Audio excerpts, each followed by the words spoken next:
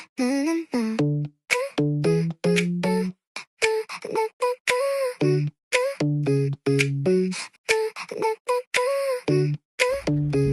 mga kaibigan, ako si Zach.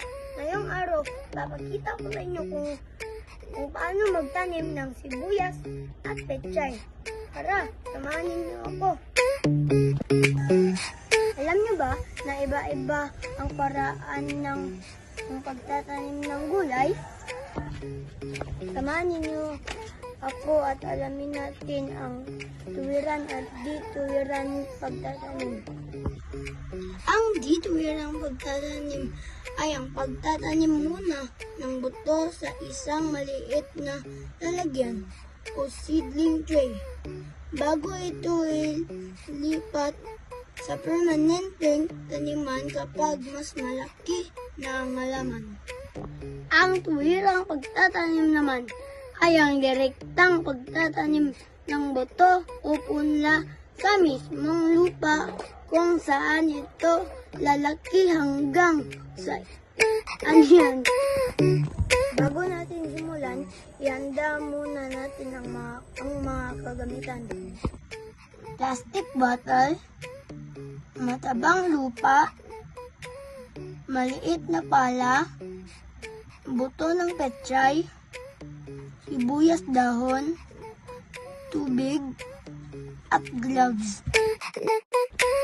Una, lagyan natin ng matabang lupa ang ating plastic bottle na gagamitin nating seedling container.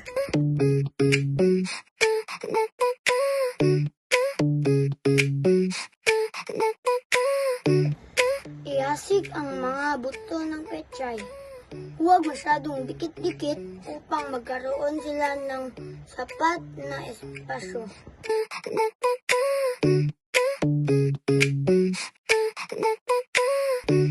Pagkatapos ay tabunan ng manipis na lupa.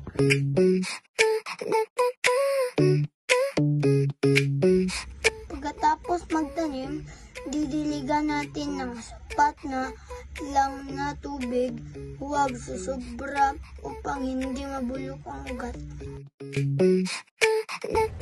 Kapag lumaki na ang mga punla at mayroon ng ilang dahon, maaari na silang ilipat sa mas malaking taniman. Sunod naman ang sibuyas. Ilagay ang ugat sa ilalim at ang dulo ay nakaharap sa itaas. Huwag masyadong malalim ang pagkakabaon. Pagkatapos, didiligan din natin ito ng tubig. Alam nyo ba, ang pagtatanim ng ating sariling gulay ay hindi lang sa kalusugan, kundi pati sa pagtitipid sa bahay.